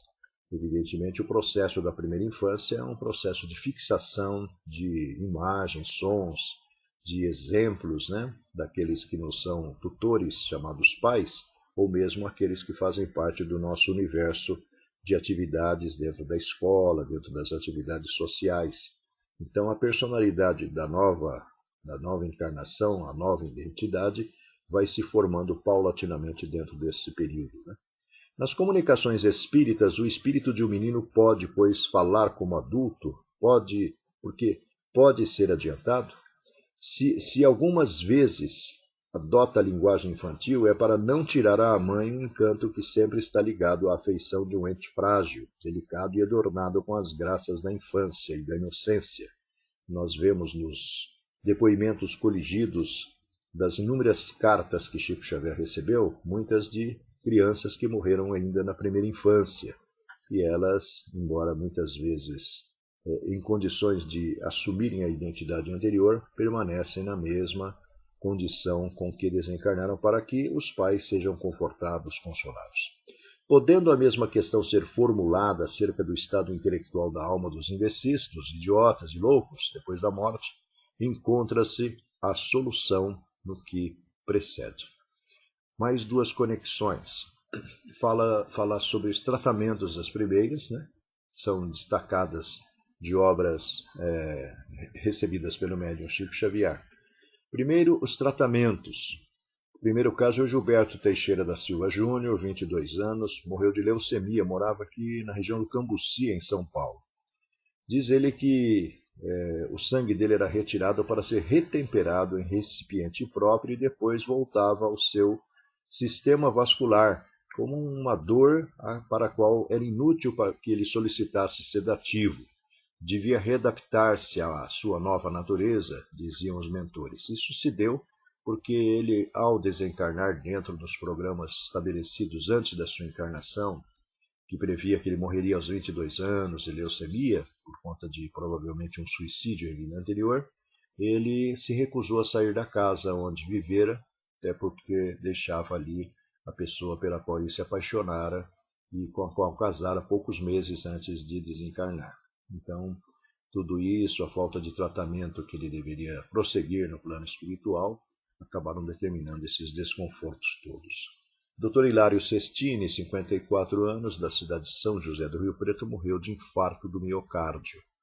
Ele conta na sua mensagem ao irmão que um leito-alvo e um médico que se disse ser companheiro do estimado Dr. Marat Descartes Freire Gameiro o cirurgiou no tórax. Esteve alguns dias acamado. Descrever as visitas e as pessoas que reencontrei é tarefa impraticável para mim, porque, na verdade, era uma pessoa muito reconhecida e querida na cidade de Rio Preto, né? Maria das Graças Greg, 32 anos, morreu em acidente de trânsito, estava na iminência de ter o terceiro filho, que acabou também morrendo no plano físico nesse acidente. E ela conta um detalhe muito curioso, olha. Por mais estranho que possa parecer, o seu pesadelo realidade era feito de impressões e dores condicionadas de um parto prematuro. Achava-me dopada por medicamentos ou forças que até hoje não sei explicar, e senti perfeitamente que uma cesariana se processava. Depois disso veio o sono de verdade, do qual acordei perplexa, perguntando por os familiares. O Gabriel Esperro Martins, Martinez, melhor dizendo, 25 anos, aí de Campinas, morreu de meningite fulminante. Segundo ele, acordou numa sala de tratamento com a cabeça enfaixada. Chamou pelo seu pai, pela sua mãe, pediu o apoio de alguém que esclarecesse sobre as ocorrências das quais não tinha consciência, mas um enfermeiro o advertiu que fora cirurgiado por um médico chamado Dr. Mário Gatti, cuja menção imediatamente fez com que o Gabriel percebesse que ele havia desencarnado. Ligações mentais, também muito importante, porque os familiares normalmente se perdem em apelos mentais, em lamúrias, em lamentos, em manifestações de insatisfação, em conformação em relação aos acontecimentos que invariavelmente obedecem a programas estabelecidos para a reabilitação dos espíritos que passam por essas situações, né? Primeiro caso, o Ricardo Tadeu Riquetti, 20 anos, teve uma parada cardíaca tomando banho no final de tarde na região da Zona Leste de São Paulo. Ele diz assim: sei que meu pai também chora, e as lágrimas dele que não aparecem no rosto caem sobre mim de modo indescritível. E estou entre os dois lutando igualmente. Com a senhora, porém, eu não sei explicar, está falando para a mãe. A ligação é mais absorvente, mais constante. A sua memória, desde aquela tarde de adeus, está procurando por mim, e eu, embora espacialmente distante, obedeço e obedeço. Seu amor é um ímã que me segura os pensamentos na terra. O Cláudio Rogério Alves Nascimento morreu com 22 anos em acidente com arma de fogo. Foi realmente um acidente surreal. Bastou que a verdade me invadisse a mente quando ele tomou conhecimento que tinha morrido, para que me abrisse ao sentimento do lar. Então, qual se eu trouxesse um vídeo por dentro de mim, passei a vê-los orando e chorando por minha causa. O que sofri não sei descrever. José Roberto Cassiano, 18 anos, apelidado Beto, morreu num acidente de trânsito. Ele diz assim: despertei sentindo dor e imaginei que fora acidentado sem a certeza disso. Remédios vieram de mãos amigas, e dormi de novo para depois acordar com mais calma.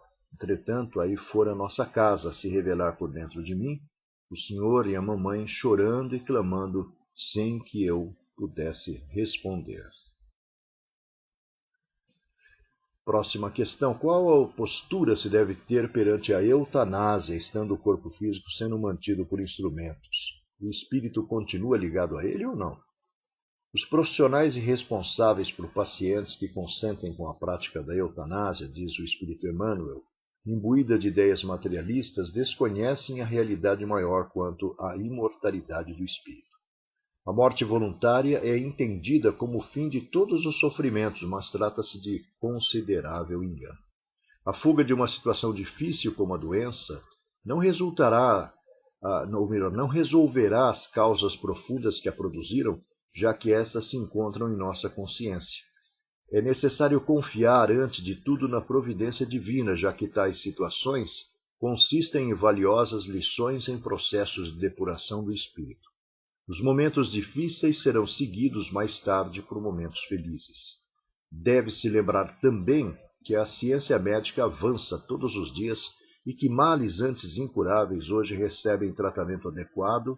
Além disso, em mais de uma ocasião já se verificaram casos de cura em pacientes desenganados pelos médicos. Quanto à outra questão, os aparelhos conseguem fazer com que o espírito permaneça ligado a seu corpo por meio de laços do perispírito. Isso ocorre porque eles conseguem superar até certo ponto as descompensações e desarmonias no fluxo vital do organismo causado pela enfermidade. No livro Libertação, nós encontramos uma informação do André Luiz que nos dá conta que, na verdade, o empenho da espiritualidade no sentido de fazer com que a gente, de uma certa forma, permaneça ligado ao corpo físico para aproveitar bastante a oportunidade é muito grande. Dizem eles, inclusive, que o mesmo médico mais materialista conta com a retaguarda assistencial de entidades que estão tentando inspirá-lo na direção dos procedimentos mais corretos. E vamos às palavras finais. Elas vêm do Chico Xavier para nos mostrar que tudo isso que foi dito até agora tem procedimento. Disse ele que 80% das pessoas, das criaturas que desencarnam, voltam-se para a retaguarda sem condições de ascenderem aos planos elevados. Apenas 20% gravitam para os planos mais altos. A maioria, portanto, fica vinculada aos familiares e amigos. Egressas do plano físico, sentem-se numa viagem sem mapa, sem direção ou bússola. Aí estão, então, uma quantidade bastante substancial de informações que a espiritualidade nos traz, e se nós estabelecermos uma conexão com outro trabalho que já apresentamos aqui nessa série, intitulado Sobre a Morte e o Morrer, vamos ver que temos muitas informações interessantes e importantes a considerar nesse assunto chamado morrer, desencarnar, situação pela qual todos inevitavelmente passaremos.